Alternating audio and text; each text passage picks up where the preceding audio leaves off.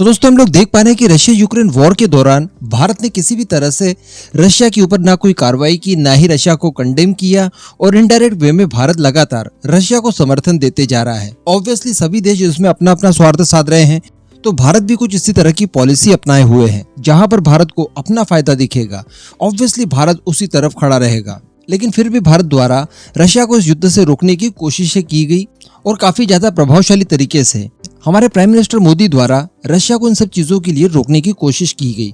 Even हम लोगों ने ये कई बार देखा कि बाकी सारे वर्ल्ड लीडर्स की तुलना में प्राइम मिनिस्टर मोदी द्वारा ही सबसे इफेक्टिव तरीके से इस युद्ध को रोकने की कोशिश की गई। तो वहीं पर दूसरी तरफ हम लोग यूक्रेन को भी बिल्कुल नहीं भूल रहे हैं और ह्यूमैनिटेरियन एड बाकायदा भारत की तरफ से यूक्रेन को भेजी जा रही है। अभी कुछ ही समय पहले यूक्रेन की डिप्टी विदेश मंत्री भारत की यात्रा पर आई थी और उन्होंने ये कहा था कि हमें जो एड भारत की तरफ से भेजी जा रही है उसे और ज्यादा तेजी से और ज्यादा क्वांटिटी के साथ चाहिए। तो भारत इसके लिए भी स्वीकृति दे चुका है और भारत ने ऐसा करना शुरू भी कर दिया है। लेकिन सडनली फिर 2 दिन पहले हम लोगों ने देखा कि यूक्रेन के डिफेंस मिनिस्ट्री द्वारा ऑफिशियल ट्विटर हैंडल से माता काली की एक आपत्तिजनक फोटो को इन लोगों ने ट्वीट किया, जिसके बाद हम सभी लोगों ने देखा कि भारत की तरफ से कितना इन सब चीजों का विरोध किया गया और लगभग सभी भारतीयों की तरफ से एक सुर में ये कहा गया कि यूक्रेन को अब जो भी मदद भारत की तरफ से भेजी जा रही है वो अब भेजना बंद कर दीजिए। इवन कुछ गिने चुने भारतीय लोग जो कि यूक्रेन से खासा लगाव नहीं रखते थे, वो लोग यूक्रेन को इंसानियत के तौर पर समर्थन कर रहे थे इस युद्ध के दौरान, वो लोग भी अपना समर्थन वापस यूक्रेन से ले चुके हैं और अब लगभग 99.99% भारतीय रशिया के साथ इस समय खड़े हैं। इन सब परिस्थितियों को देखते हुए फाइनली यूक्रेन द्वारा किए गए अपने कुकृत्य को लेकर माफी मांग ली गई है। जी हाँ, माता काली की जो फोटो उन्होंने आपत्तिजनक ट्वीट की थी उसको लेकर यूक्रेन की तरफ से ऑफिशियली माफी मांगी गई है और इसको लेकर एक ट्वीट किया गया है और ये ट्वीट भी किया गया है यूक्रेन की deputy foreign minister Emine Dzhaparova द्वारा। ये वही मिनिस्टर है जो कुछ समय पहले भारत की विजिट पर आई थी और भारत से और ज्यादा क्वांटिटी में भीख मांगने की कोशिश की गई थी। इन्होंने दरअसल इस पूरे प्रकरण पर अफसोस जताते हुए कहा है कि यूक्रेन के लोग भारतीय संस्कृति का सम्मान करते हैं और भारत के साथ अपनी मित्रता को दृढ़ संकल्पित करते हैं। आगे इन्होंने कहा कि हमें खेद है कि यूक्रेन की डिफेंस मिनिस्ट्री के ट्विटर हैंडल से माता काली की एक आपत्तिजनक फोटो को गलत तरीके से चित्रित करते हुए दिखाया गया।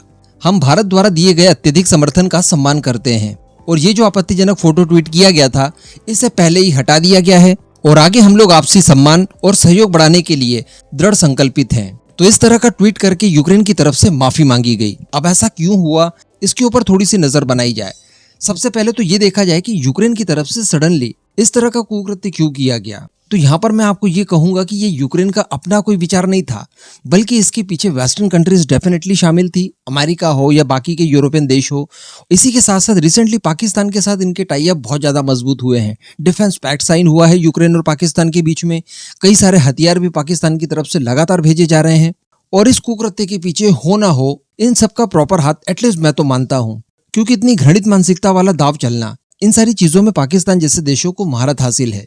अब यूक्रेन की गवर्नमेंट भी थोड़ी सी भारत से नाराज थी कि भारत समर्थन नहीं कर रहा है, तो इन सब चीजों को लेकर बहकावे में आकर आपत्तिजनक पोस्ट उन्होंने कर दिया। लेकिन यहाँ पर इन लोगों को भी बाद में पता चल गया कि इसका कितना बुरा इम्पैक्ट पड़ सकता है, क्योंकि भारत के ज्यादातर लोग इन्हें बहुत ज्यादा क्रिटिसाइज कर रहे थे और Indian foreign minister S Jaishankar साहब से इस बात की गुहार लगा रहे थे कि जितना हो सके उतना जल्दी और उतने ही कड़े शब्दों में आप यूक्रेन को फटकार लगाइए और यूक्रेन के खिलाफ कार्रवाई कीजिए। इवन ज्यादातर भारतीयों का यह भी मानना था कि जो भी ह्यूमैनिटेरियन एड हम लोग पहुंचा रहे हैं उसे तत्काल प्रभाव से बंद कर दिया जाए। इन सब चीजों के ऊपर यूक्रेन की नजर थी, उन्होंने देखा और भारत किसी तरह का एक्शन लेता इससे पहले ही उन्होंने माफी मंगवा दी अपने डिप्टी फॉरेन मिनिस्टर से। अब डिप्टी फॉरेन मिनिस्टर से ही माफी मंगवाने के पीछे भी कुछ कारण हो सकते हैं जो मैं समझ पा रहा हूँ। एक तो वो महिला है, भारत में महिलाओं को वैसे सम्मान किया जाता है, थोड़ा सा नरमी दिखाई जाती है उनके प्रति। दूसरी बात, इन्हीं डिप्टी फॉरेन मिनिस्टर ने रिसेंटली भारत का विजिट किया था, भारत के बारे में बहुत अच्छी अच्छी बातें की थी, इन्होंने भारत को विश्व गुरु तक कहा था। तो कहीं ना कहीं इंडियंस के मन में इनको लेकर एक सॉफ्ट कॉर्नर था,